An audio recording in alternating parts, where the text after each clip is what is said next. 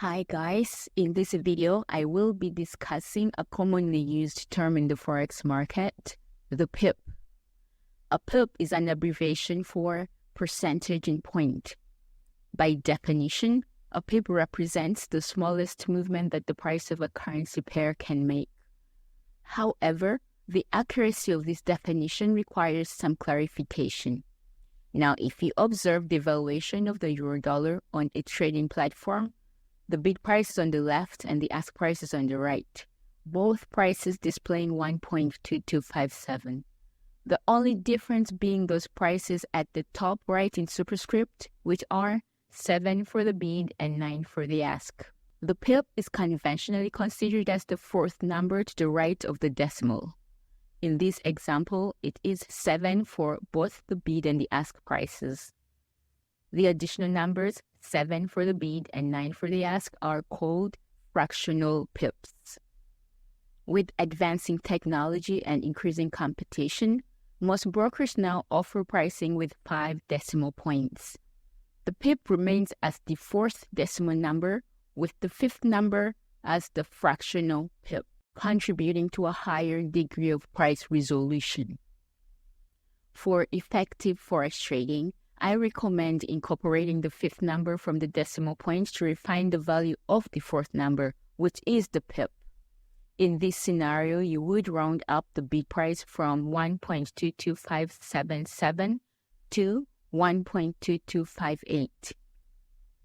If the bid price was 1.2257 with a fractional pip of 1, you would round down to 1.2257.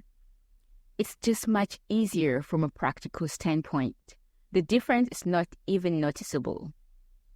It's extremely important to know the location of a pip since it's key in determining how far a currency pair has moved.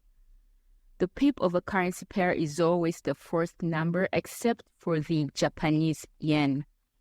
For any pair with the yen, the pip is the second decimal point. In this example, the bid price is 7890 and the ask price is 78.92. Because it's a yen pair, the pip is the 0 in the bid price and the 2 in the ask price, the second decimal number in the prices.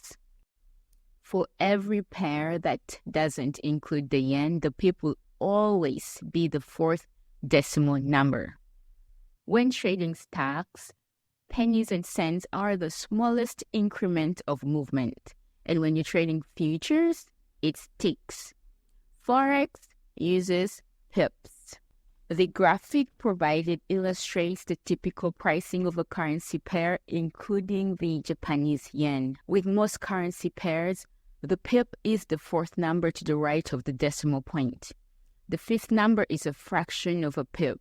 It's 1/10 of its value.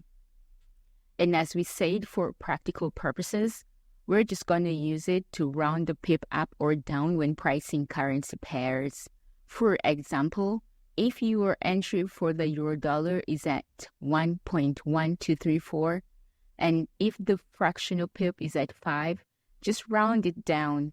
If this were the price of the euro-dollar and you wanted to know what the price would be if it goes up 5 pips, the new price would be 1.1239 or 1.1234 plus 5 pips, representing an increase of 5 pips. And if you're looking at the dollar yen and you wanted to know what the price would be if it goes down by 5 pips, the new price would be 101.07 or 101.12 minus 5 pips.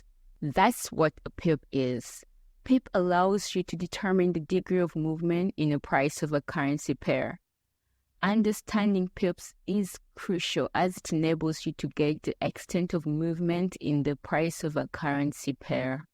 Thanks for watching, and if this video was helpful to you in any way, please do not forget to click the subscription button to get more of these educational videos. Until next time, bye-bye.